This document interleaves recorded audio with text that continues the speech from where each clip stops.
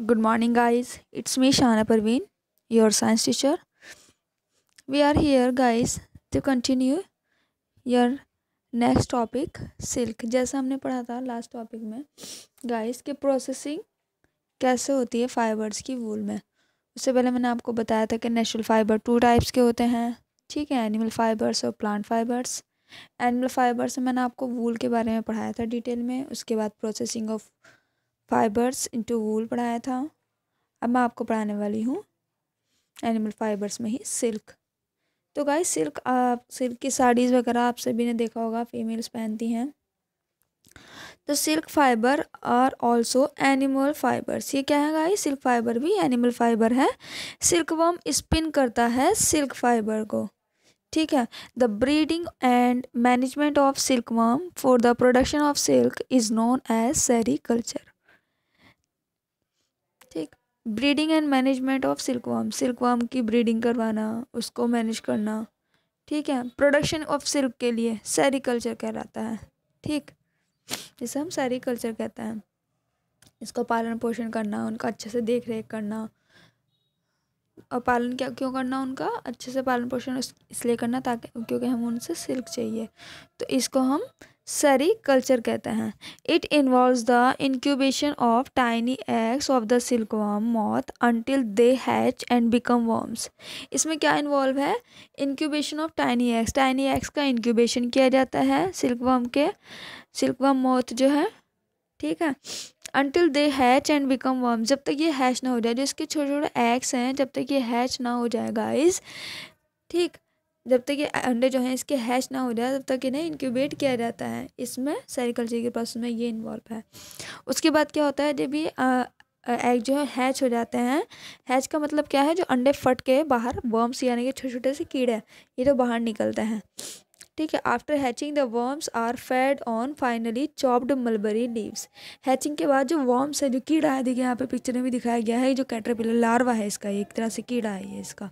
ये क्या करता है? इसके विंग्स नहीं है, देखो गाइस, और ये जो मॉथ है इससे ये दोनों अलग हैं कितने, ठीक है। क्योंकि मैच्योर है जो ये मॉथ है, ये क्या है? ये सिल्क वर्म, जो सिल्क का कीड़ा है, जो सिल्क बनाता है, ये मैच्योर है। तो इसके विंग्स वगैरह, पंख हैं, देखो इजीली दिखाई दे रहा है। लेकिन ये जो कैटरपिलर, जो इसका लार्वा है, जो इसका सिर्फ कीड़ा है, इसमें देखिए आप, इसमें इसके क्या नहीं है? विंग्स नहीं है, ये इमैच्योर है, ये भी छोटा है मतलब, ठीक है। तो जब हैचिंग हो जाती है, अंडे में से ये कीड़ा निकल जाता है। After hatching the worms are fed on finely chopped mulberry leaves. जो उसकी शहतूत की पत्तियाँ होती हैं, ठीक है, उन पर फीड करता है ये, उन्हें खाता है। फॉर 6 वीक्स, 6 हफ्तों के लिए the worms eat almost continuously. 6 हफ्तों के लिए ऑलमोस्ट कंटिन्यूसली ये खाता रहता है, किसे? मलबेरी, शहतूत की पत्तियों को। At the end of this period, इस पीरियड के लास्ट में क्या होता है? जब 6 हफ्तों का लास्ट हो रहा होता है, they are ready to spin their cocoon. तो ये जो वर्म है, ये अपना जो कोकून है, देखो ये कोकून दिखाया हुआ है, ये फाइबर है गाइस, ऐसा नहीं ये एग नहीं है, ये कोकून है, ये फाइबर है जो इन्होंने सिल्क के फाइबर बुने हैं, ठीक है।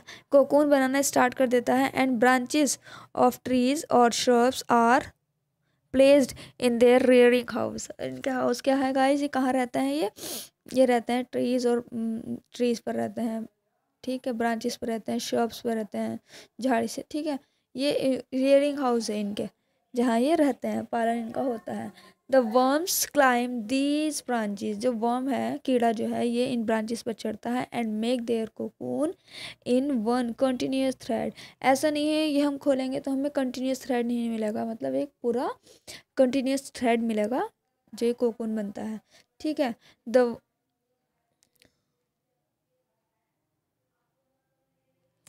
Taking about 80 days for the process. इस प्रोसेस में गाइस ये पूरे 80 डेज लेते हैं।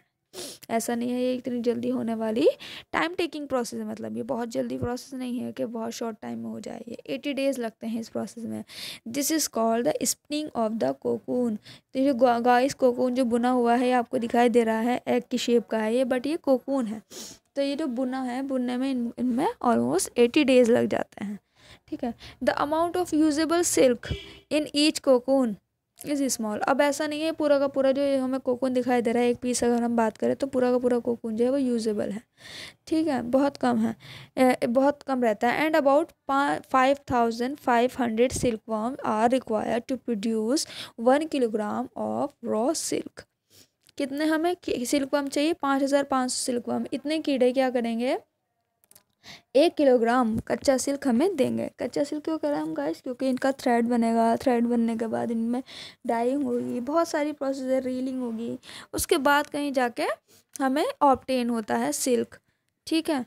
ऐसा नहीं है सिल्क हमें स्टार्टिंग में ही ऑब्टेन हो गया है। ये तो इतने हमें कीड़े चाहिए 5500 सिल्क वर्म, ताकि हमें 1 किलोग्राम रॉ सिल्क मिल सके। तो इसीलिए सिल्क बहुत कॉस्टली भी होता है, टाइम टेकिंग भी आप देख रहे हैं कितना है, ठीक है ना गाइस।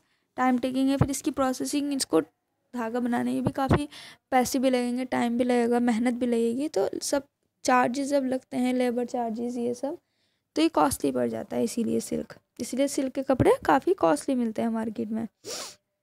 आगे देखिए, after the complete cocoons have been gathered, जब कंप्लीट कोकून कंप्लीट हो जाते हैं, इकट्ठा किया जाता है, the initial step in silk manufacture is to kill the insects inside them. जो इनके अंदर कीड़े होते हैं कोकून के अंदर, सबसे पहले क्या कौन सी प्रोसेस होती है? इनके अंदर के कीड़ों को मारते हैं।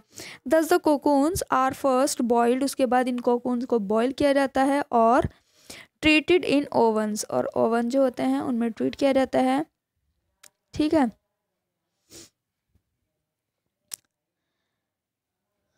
उसके बाद देखिए guys, killing the insects by heat, यहाँ मिस्टेक है, किटिंग नहीं है, killing the insects by heat.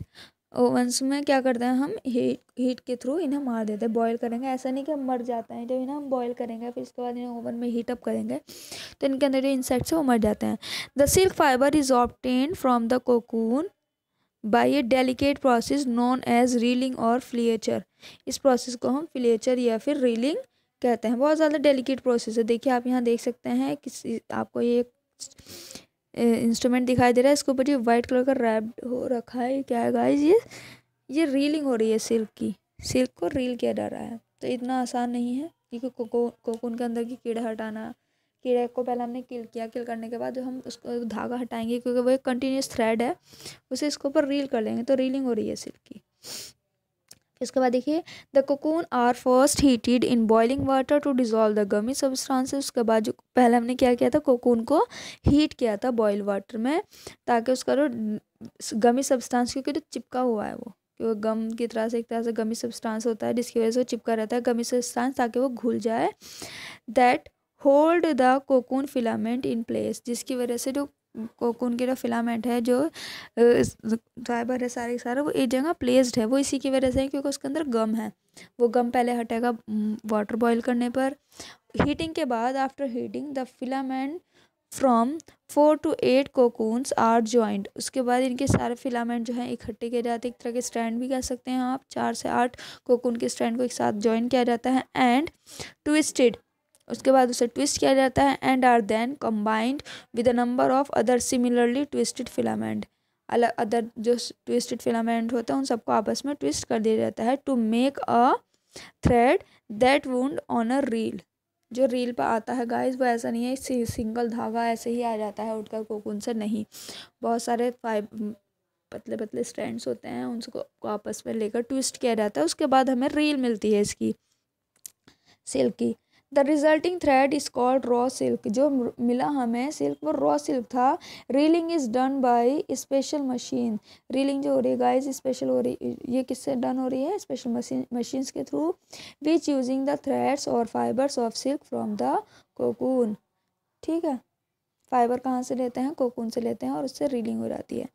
उसके बाद silk fibre are then spun into silk thread. अब हमें सिल्क फाइबर ऑब्टेन्ड हो गया है, कोकून से हमें फाइबर मिल चुका है। अब इसके बाद इसका हम थ्रेड बनाएंगे, which are woven into silk cloth. उसके बाद हम उसके सिल्क क्लॉथ बुन सकते हैं बाय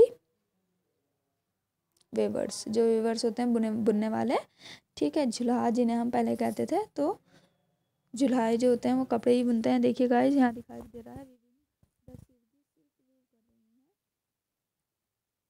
यहाँ देख सकते हैं पिक्चर में, ये सिल्क ही है जिसकी बुनाई हो रही है।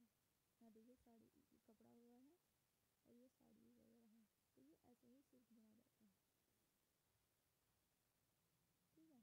वर्कर्स एम्प्लॉयड, यहाँ लिखा हुआ देखिए workers employed in almost all processes of the sericulture industry adversely affected by a number of diseases like asthma, bronchitis and other related disorder। जो वर्कर्स जो एम्प्लॉय हैं जो हमारे वर्क करते हैं सेरिकल्चर इंडस्ट्री में, वो उनकी बॉडी पर एडवर्सली अफेक्ट आता है इस चीज़ का। कैसे उन्हें कुछ बीमारी हो जाती है, जैसे अस्थमा हो जाता है, ब्रोंकाइटिस हो जाती है और बहुत सारे अदर रिलेटेड डिसऑर्डर्स हो जाते हैं उसकी वजह से।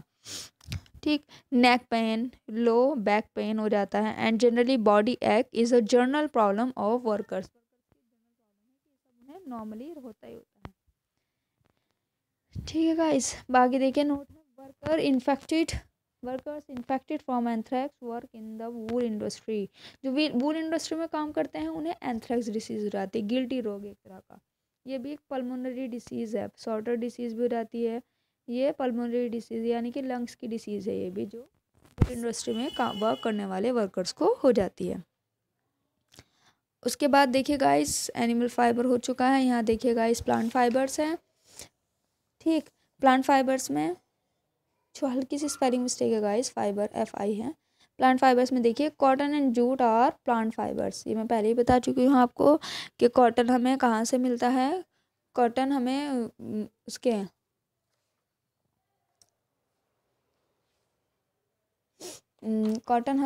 कॉटन की जो बॉल्स हैं उसका फ्रूट है एक तरह का। ठीक है, तो जो कॉटन है वो तो प्लांट का फ्रूट है और जो जूट है वो है प्लांट का स्टेम। ध्यान रखिएगा गाइस। तो cotton and jute are plant fibre, these include wide range of all textile fibre, flax, hemp, jute etcetera. ये सब के सब गाइस क्या है, ये प्लांट फाइबर है। सिर्फ कॉटन ही नहीं है, cotton and jute are plant fibres, इसमें और टेक्सटाइल फाइबर भी हैं जैसे कि फ्लैक्स, हेम्प, जूट, ये सब के सब। Plant fibres are based on cellulose, क्योंकि प्लांट्स में सेलुलोज होता है तो प्लांट फाइबर सेलुलोज पर बेस्ड होते हैं। The material used by nature as a structure material in the plant world. जो मटेरियल यूज्ड किया है नेचर ने एज ए स्ट्रक्चर मटेरियल वो इन द प्लांट वर्ल्ड में, वो यही है सेलुलोज। मतलब सबसे ज़्यादा सेलुलोज का यूज़ है प्लांट्स के दुनिया में, अगर हम प्लांट्स की बात करें तो। यहाँ देखिए कॉटन का प्लांट दिया हुआ है, कॉटन की बॉल्स आपको फ्लावर्स जो हैं ये। ठीक है, ये रॉ कॉटन है, कच्ची कॉटन है। उसके बाद ये जूट क्रॉप बन गई है, जूट से बैग बन चुके हैं। तो जूट जो मिलती है हमें प्लांट के स्टेम से मिलती है और कॉटन जो मिलती है हमें प्लांट के फ्लावर से मिलती है। ठीक है गाइस, आज के लिए इतना ही। बाकी आपकी जो भी क्वेरी है आप पूछ सकते हैं।